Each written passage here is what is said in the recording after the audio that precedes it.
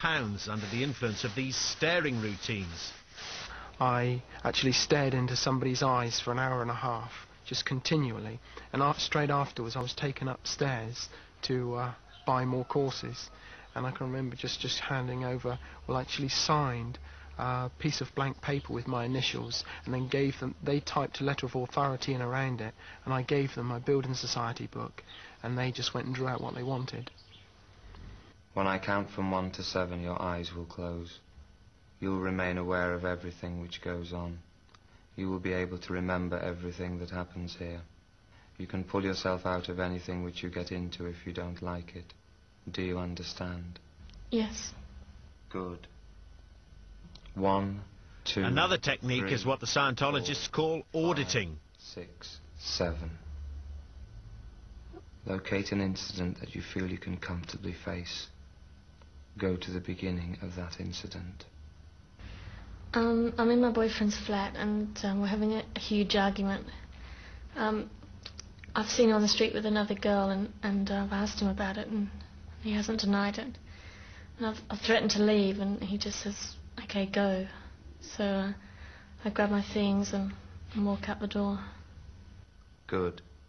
Go back to the beginning. Ali is required to go over and over a traumatic event in her past. To a feeling at the time. I threatened to leave. I just said, I'm going to go then, and he said, fine, go. I don't really care if I never see you again. So I just walked out. Good. Go back to the beginning and go over it again. Pay close attention. At the end of the session, Ali felt euphoric. I got quite upset at points, that quite emotional, and I even cried during it. And so after the session I felt on a real high. I felt like I'd been released from something. In Scientology, as in many of the cults, when they are shutting down the mind systematically, when they're shutting down emotions systematically, people will experience a kind of ecstasy by default, as we call it. There'll be a release of some kind of a pressure, and they'll feel this as a psychological high. Yes. Frequently, whilst on a high, Ali is taken to see the director of the pool mission, Roger Kay. He's always keen to sell her more courses. She's already spent £250 and claims to have little money left. Right. Kay's recommending Ali should be audited for another 20 hours and do more courses, costing another £2,000. These sessions are often late at night.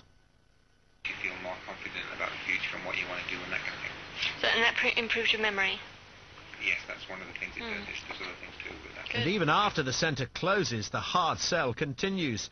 At the end of this lengthy session, so long that the batteries in her camera had run out, Ali makes a revelation. I threw in a line that I had a disinheritance in Australia, and he became very interested in that. He didn't push me, but he slowly tried to find out ways how I could get that money, how I could fax the bank, how I could get it quickly. Even though I assured him I could get it in a couple of weeks, that wasn't soon enough for him.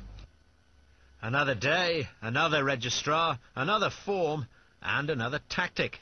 Ali needs to move her car as her 2-hour parking ticket is about to expire. I've got to get a new ticket for my car in the car park. Where is it? The Scientologist insists on accompanying her. Ali's rarely left alone, even to go to the toilet, and she's escorted from office to office. It's a deliberate ploy, according to former staff member Stuart Boot. The idea was that you weren't going to let them leave, because often you found if people had a moment or two to think, the chances are they'd leave or want to change their mind about the money they'd paid in for a course, which was often quite high. Stuart Boot was 5th in command at Pool Mission until November last year. He attended many late-night meetings to decide which clients to hit financially. It would become a money-orientated thing, that you were looked at as to how many services that we could get out of you and how much money we could milk you for. Nuclear physicist Adam Bird was milked for £34,000. He went to the Scientologists for help with dyslexia, but ended up borrowing from various different banks to buy courses.